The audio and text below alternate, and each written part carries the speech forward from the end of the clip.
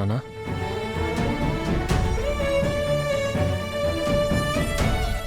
మీతో కొంచెం మాట్లాడాలి. దేని గురించిరా? మన చిరు గురించే నాన్న.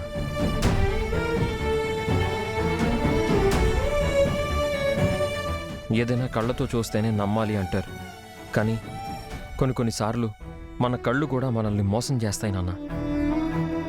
చిరు విషయంలో కూడా జరుగుతుంది అదే. మీరొక్కసారి వాడి గురించి మీ మనసు పెట్టి ఆలోచించండి నాన్న. అర్జున్ వరుణ్ లాగే వాడు కూడా నా బిడ్డే. నా బిడ్డ తప్పు చేస్తాడా, నా రక్తం దొంగతనం చేస్తుందా అని మీరు ఆలోచించుంటే ఈరోజు మీరు వాడి మీద అంత పెద్ద నింద వేసి అన్నేసి మాటలని అందరి ముందు అలా అవమానించేవారే కాదు నాన్న.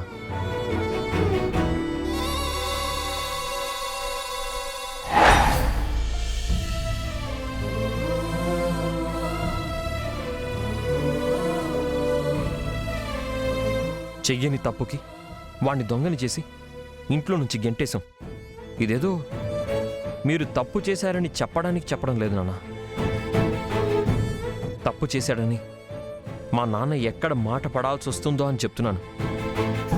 ఈరోజు మీరే మీ కళ్ళారా చూశారు కదా వాడే తప్పు చేయలేదు అని. ఆ రోజు కూడా నాకు తెలిసి వాడు తాగుండడు.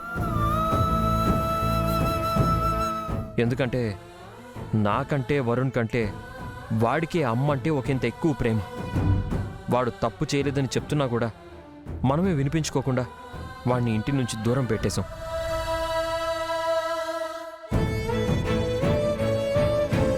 నా మాట విని ఇకనైనా వాడిని క్షమించి ఇంట్లోకి రానివ్వండి నాన్న. మీకు నచ్చిన కొడుకులాగా మారే అవకాశం ఇవ్వండి నాన్న. ఇలాంటి అవకాశం కోసం వాడు ఎప్పటినుంచో ఎదురు చూస్తున్నాడు. దయచేసి వాడికి ఒక్క అవకాశం ఇవ్వండి నాన్న. ఇది వాడి మీద నమ్మకంతో కాదు, మీ రక్తం మీద నమ్మకంతో ఆలోచించి చూడండి.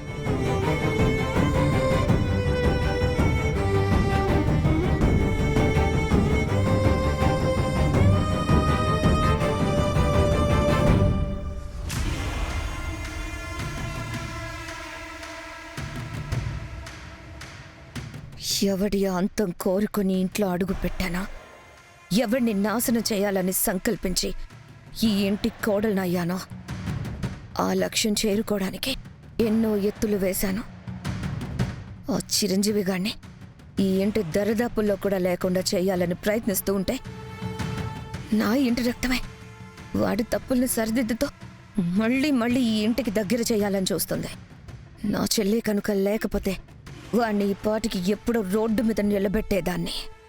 ఇప్పుడు ఈ శాంతి వల్ల వాడు మళ్ళీ ఇంట్లోకి వచ్చే దారి ఏర్పరచుకుంటున్నాడు. అదే కనుక జరిగితే ఇన్నాళ్ళు నేను పడ్డ కష్టం మొత్తం బూడిదలో పోసిన పన్నీరైపోతుంది. ఇంట్లో వాళ్ళందరూ వాడు చేసిన తప్పులన్నిటినీ మర్చిపోయి మళ్ళీ ఎప్పట్లాగా కలిసిపోతారు. జరగనివ్వను, అలా జరగనివ్వను. వాడు మా అన్నయ్యని ఎలా చంపాడో, మమ్మల్ని అనాథల్ని చేసి మా కుటుంబానికి ఎంత ద్రోహం చేశాడో మళ్ళీ అందరికీ గుర్తు చేయాల్సిన సమయం వచ్చింది. మళ్ళీ మావయ్య వాడిని అసహ్యించుకొని ఇంటి బయట కూడా లేకుండా చేయాల్సిన సమయం వచ్చేసింది. చిరంజీవి, నా కంఠంలో ప్రాణం ఉండగా నిన్ను మళ్ళీ ఇంట్లో అడుగు పెట్టనివ్వను, ఈ ఇంట్లో ఒకటిగా కలిసిపోనివ్వను. చూస్తూ ఉండు నిన్నేం చేస్తాను.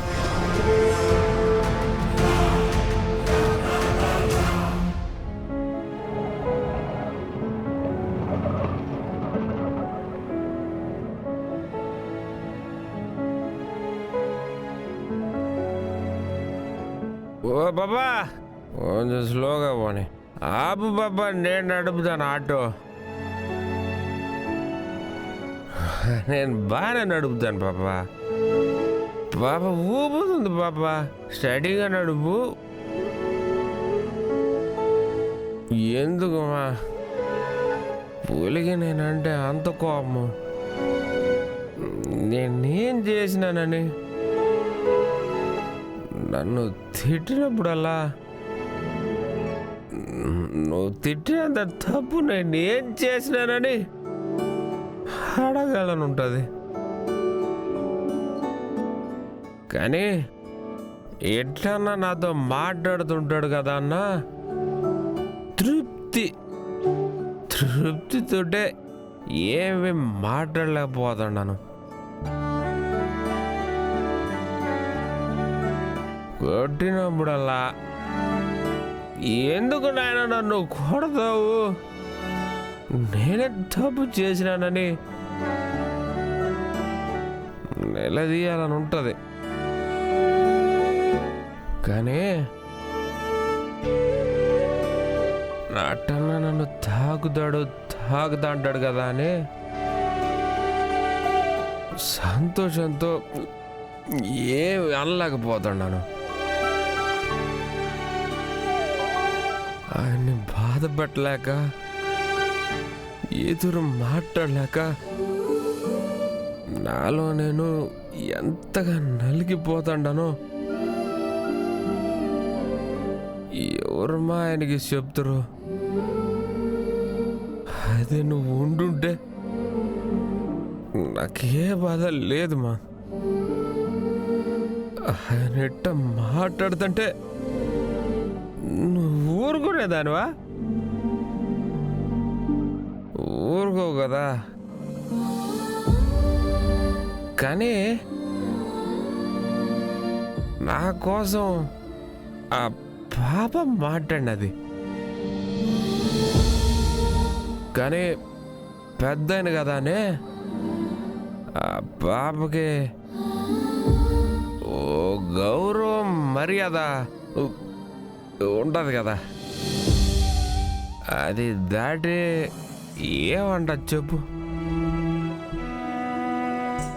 ఏమ్మా అందరి మాదిరి మా నాయన నన్ను దగ్గరికి తీసుకుంటే బాగుండు. ఎరా తిన్నావా, ఎట్టుండవని నన్ను అడిగితే నేను బాగుండను నాయన, తిన్నే నాయన అని చెప్పాలని అందరి మాదిరి నాకు ఉండదా? నువ్వు పోయిన కాడి నుంచి ఈ పొద్దు దాకా ఏ పొద్దైనా ఎట్ట ఉండవురా అని ప్రేమగా ఒక్క మాటని అడిగినాడా? ఎట్టుండవేంద్రా,